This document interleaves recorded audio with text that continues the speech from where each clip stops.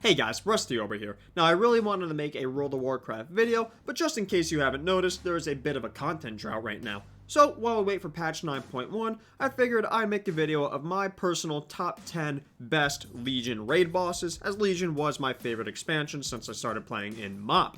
Now, of course guys, this should go without being said, right? But this is my list, my opinion based off of my experiences and what I think of the boss. Some of them being on Mythic, some of them not being done on Mythic. Let me know what you guys think in the comments down below. Do you agree? Do you disagree? Let me know your top 10 Legion raid bosses in the comments down below.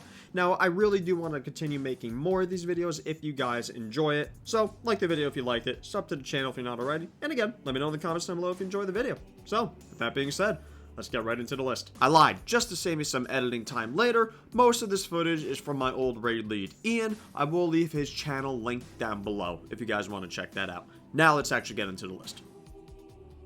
The King of Diamonds has been made a pawn. So coming in at number 10, we have Il'gynoth, Heart of Corruption. Now, in my opinion, this is an ad fight that was done correctly. For those of you who remember Hellfire Assault from Hellfire Citadel and WoD, the more gear you got, essentially, it did not increase the speed of the fight. You would kill the ads quicker, but you still had to wait sometimes almost a minute of doing no DPS while waiting for the next ad wave to spawn. With Il'gynoth, the ad spawn waves were quick enough where the more gear you got, the quicker you could actually get the eye to go down and then actually go into the tree and DPS the heart phase. And kind of staying on this point, the more gear you got, so the way it worked is that once you actually went into DPS the heart phase, you would essentially do as much DPS as you can, trying to get it to 0 health, right? And then you had a certain amount of time, and once the timer ran out, you had to get out of the tree, otherwise you would die. But the more gear you got, you could technically, not technically, you could go in one phase the fight, at least on Heroic and Normal mode. Mythic's different story. But it made you feel actually like a lot stronger with the gear you got from the raid, and it felt really, really good that even in my first guild, which really wasn't that great of a guild, more on that later, that we were able to go in there, and with the first time we pulled the boss, we had to do it in 2 phases, to go in there and then kill it in 1 phase and make the fight much, much quicker, I think is actually really good design. As, honestly guys, in my opinion, that's how all raid bosses should be.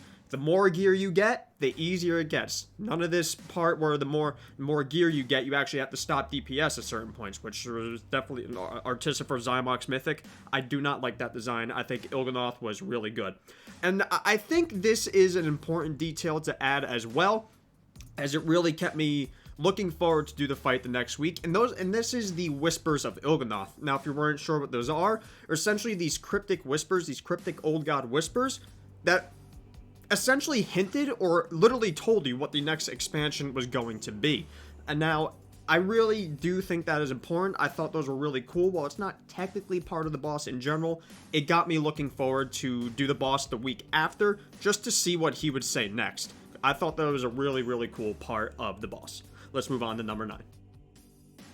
Your souls are mine, woven for all time into the fabric of the nightmare. So coming in at number 9, we have Xavius. Now, I feel like Xavius gets a real bad rap because of its mythic version, and maybe that's why I actually have him on my list, because again, my first guild, Volition, was so bad that we never even managed to reach Mythic Xavius. I think we got to Mythic Scenarios, but never killed it. So, I'm going to focus on the normal and heroic version of Xavius. Now, can I just say first, before we actually go into the boss fight, I think Blizzard absolutely nailed his model. Sure, he has legs and it looks like he skipped a leg day, and he has a tongue that would turn a straight man gay, but he looks like something out of a nightmare. And with the title Nightmare Lord, I think that I really do think Blizzard did a good job on his model. I absolutely loved it. And honestly, the same thing with the boss room. I know a lot of people weren't a fan of it just being gray unless you looked up at the roots. But again, this is the Emerald Nightmare. It's just this dark, empty place that just spreads out into nothing. I thought it was a unique boss room, and I very much enjoyed it.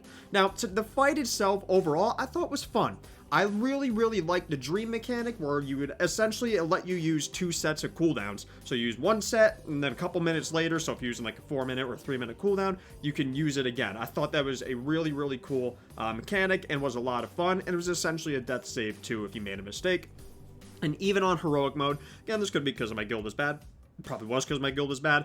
Even on heroic mode, the DPS race at the end with a bunch of mind controls going out, it was very, very butt clenching. Anyways, you get the point. It was very, very tight DPS check on the early days of heroic, for my guild at least, because we sucked. And I'm sure it was on mythic as well. Again, I really do feel like this boss gets a bad rap because of its mythic version being just a bit too easy. But I never got to experience that, so he's number 9 on the list for me. Let's move on to number 8. Intruders! Killing you will regain my master's favor.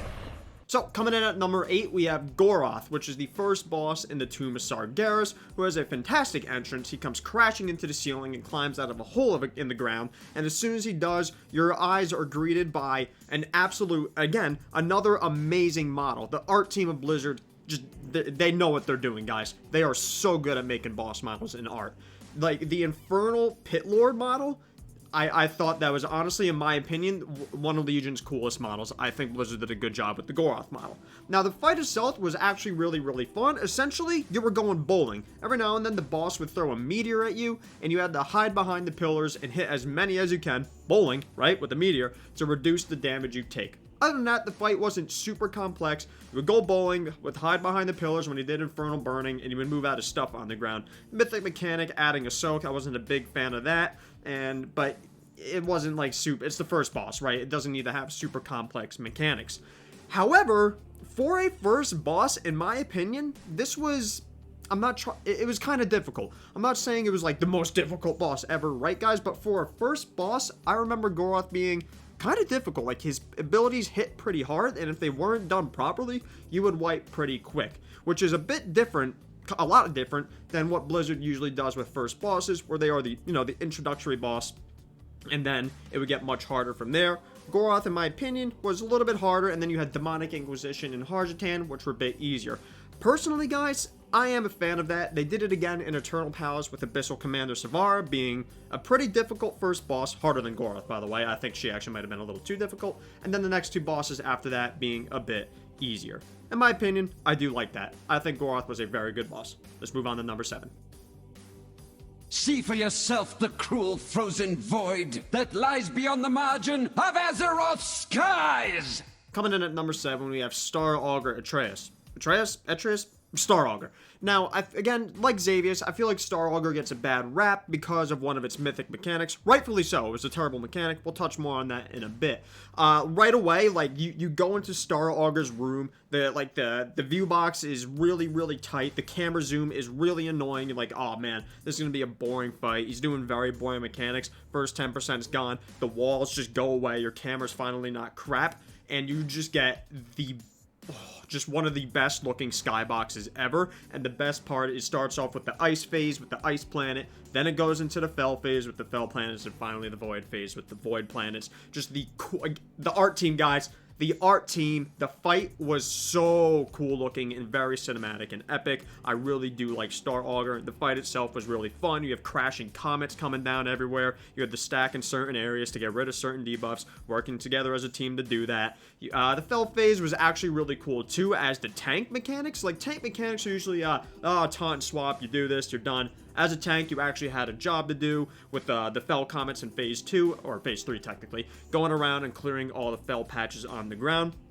And then obviously in phase 4, not so much on heroic, but it was a bit of a DPS check, right? Obviously you had more and more stacks coming more and more as the fight went on. So it was a bit of a DPS check on heroic, obviously more so on mythic, getting that really close kill at the end. Now the mythic mechanic essentially was you would get certain colors on your head, and if you touched a different color or didn't match it with your partner in time who had the same color as you, the raid would instantly wipe. I'm not a big fan of mechanics like that, because if you have Jared, the guild potato, steps on a wrong color in a matter of seconds, because, I don't know, he's dumb, the whole raid wipes. That is not a good feeling. I'm not a fan of that mechanic, which is why I really only have this boss as number 7. But one of the coolest looking boss fights of all time. Let's move on to number 6. Your efforts are for naught, mortals. Odin will never be free. So at number 6, I have Helia. Now I'm going to focus on the heroic version of the fight. I'll touch on mythic near the end of this part, as I did do it, kind of. Now, this boss fight, in my opinion, for a heroic end boss, was actually surprisingly very difficult, in my opinion. Now, it really felt like this could have been a mid-mythic raid boss on its own. All the mechanics were very punishing, fair, but very punishing. There was no BS mechanics like the Star Augur mythic mechanic. You do your job, you go in there, and the boss will die, right? But all the mechanics were punishing. If not done correctly, you would die. And I thought it was really cool. Like, you had all these different mechanics going on, people doing different jobs. You had people running away from the orbs. You had healers dispelling taint and the C debuffs. You had the tentacle slams coming down with people immune soaking them, so the whole raid didn't have to soak. You had the slimes in phase 1. It just felt like there was a lot going on, but it was also very easy and clear to see all the mechanics too, which I feel like is important for raid bosses. And then my favorite part of the whole fight is the second phase, where you had to go and kill her tentacles, and you had the waves coming in. It was essentially like the sea coming in. It was really cool. You had all the mini ads that you could AoE group up in the middle, blow up AoE, that leave patches on the ground, and you have the waves come in and then wash that away, like the sea coming in, the wash away the mechanics. And then, of course, you had kind of a DPS check at the end, although it was very similar to Phase 1 with ads, essentially. I thought it was a really cool, fun boss fight. Now, for Mythic, well, technically, I did get cutting edge on this. We did this, I think, 2 or 3 weeks before Tomb of Sargeras came out, so we were decked out in Nighthold gear. Essentially, the fight was not... It was so much easier with the Nighthold gear, so I feel like I can't give a proper opinion on it for Mythic. As far as I know and what we did, it is a dance fight, which essentially you all did the same stuff. Essentially, it was 20 people acting as one. Personally, I'm okay with that. I know someone like Preach is not a fan of that. To each their own, right? I'm okay with it. I do think it does look cool, though, when all 20 people execute that dance and act as one unit. I do think that is kind of cool. So, Hellia is number 6. Mortals, die! So at number 5, I have the fallen avatar of Sargeras from the Tomb of Sargeras.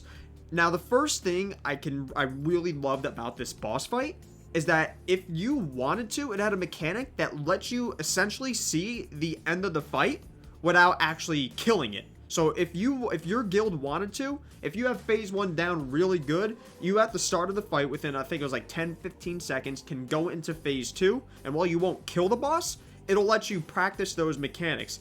The way I could describe this, at least how it felt to me, is that it felt like we were cheating and getting away with it, and that was a really good feeling to have. I thought that was really cool about the Fallen Avatar. You could let the beams channel to the boss and practice phase 2 if you want.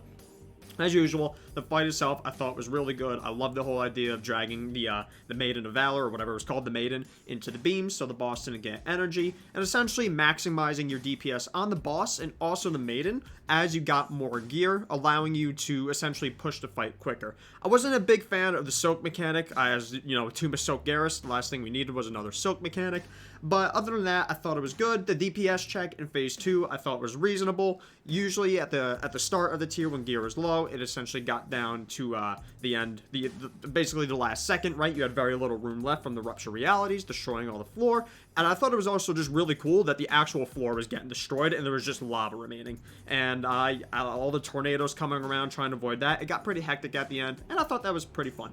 I didn't do this on Mythic. I heard it was a pretty decent Mythic end boss. Unfortunately, Kill Jaden followed it, which I heard was so glad I didn't get to do that. Let's move on to number 4. Master, is that you? I barely recognized you with your head attached. So for number 4, we have Trilliax. By far, the best voice acting I have ever heard in WoW. Please, don't say such things. Oh, come on, man. It was the voice acting. Good job. Good job, Blizzard.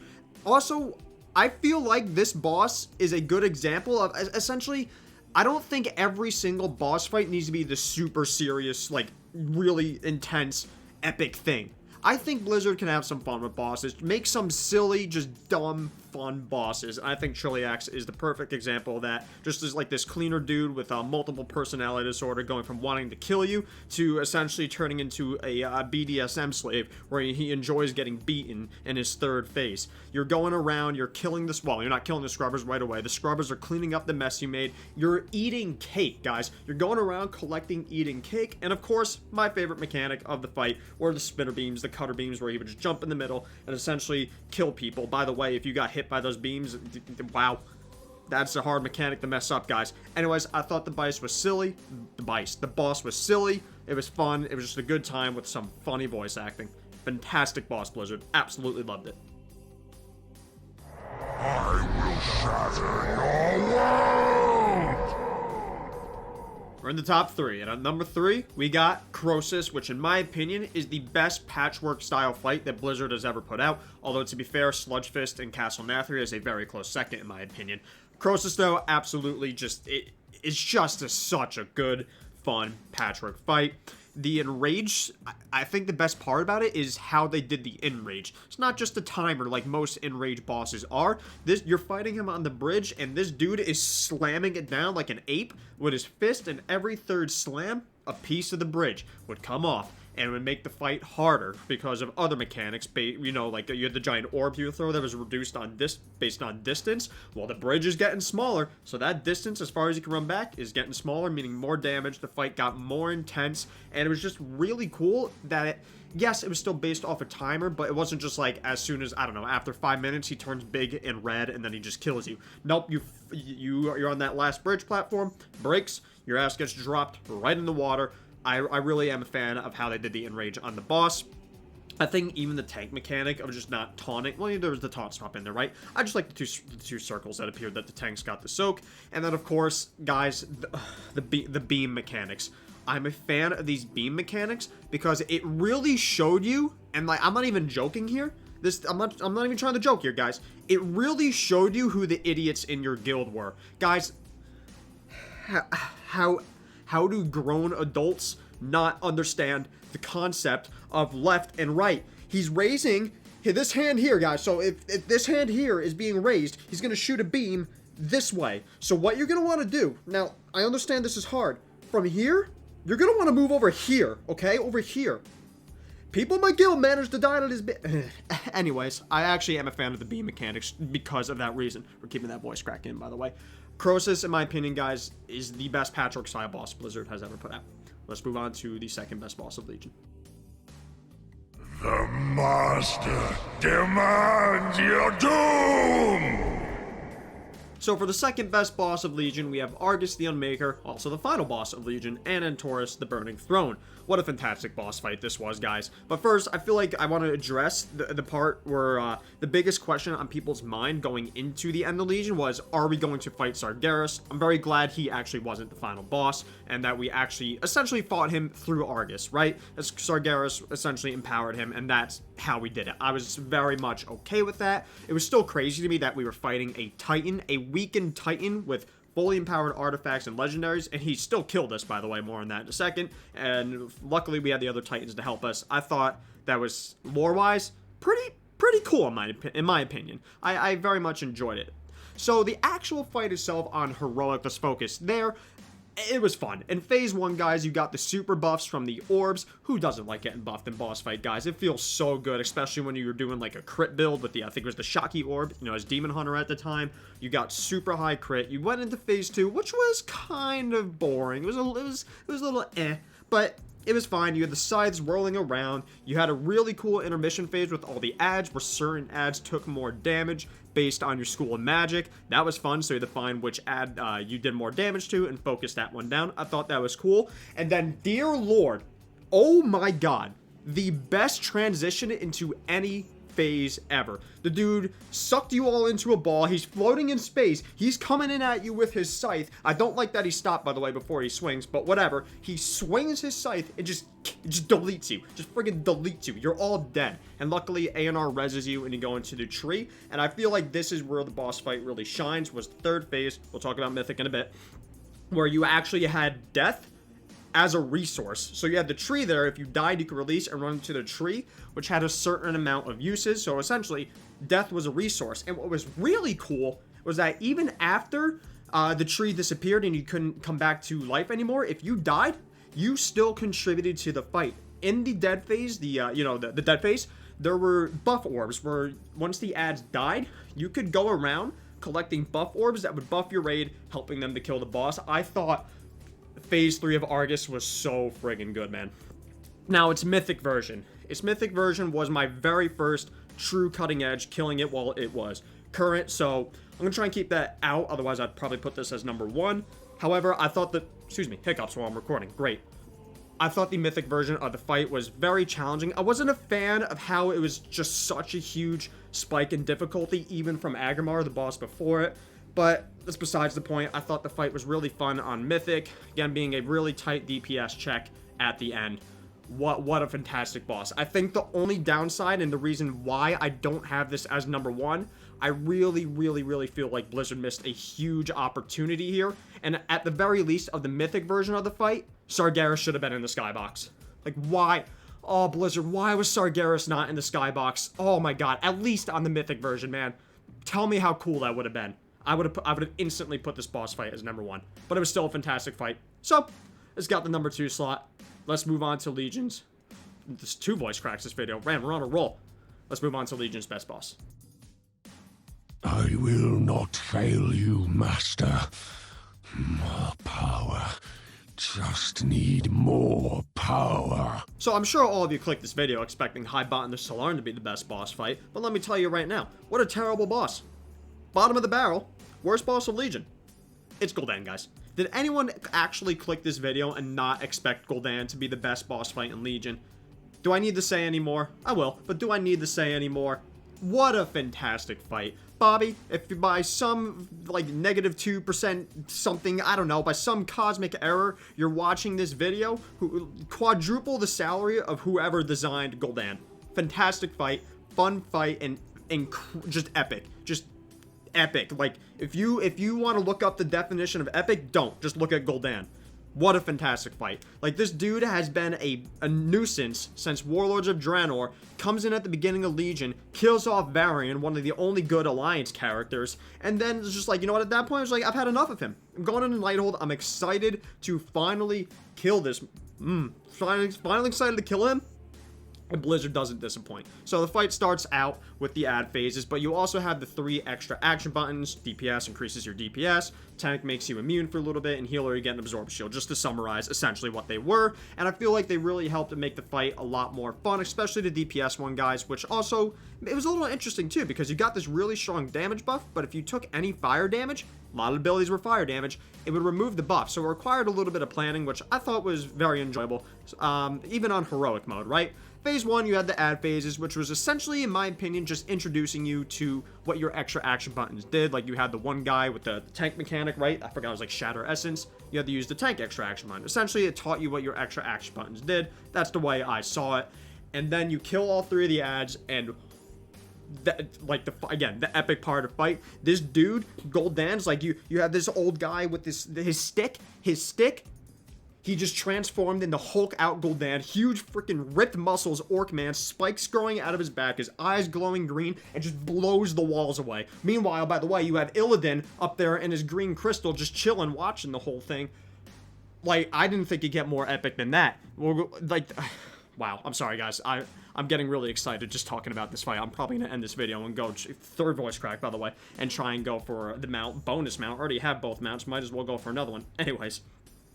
The second phase was also very, very enjoyable. The mechanics started out nice and easy, and as you DPS the boss, he empowered them through knockbacks, through just more raid-wide damage, and putting pools on the ground. You had the Eyes of Gul'dan, which was essentially an AoE fest for a while. That's perfect time to use your extra action buttons. Who doesn't love AoEing? Even single target specs love AoEing, right? And of course, you had the actual Empowered Eye, which was kind of annoying, I'll be real. But overall, I thought Phase 2 was fun.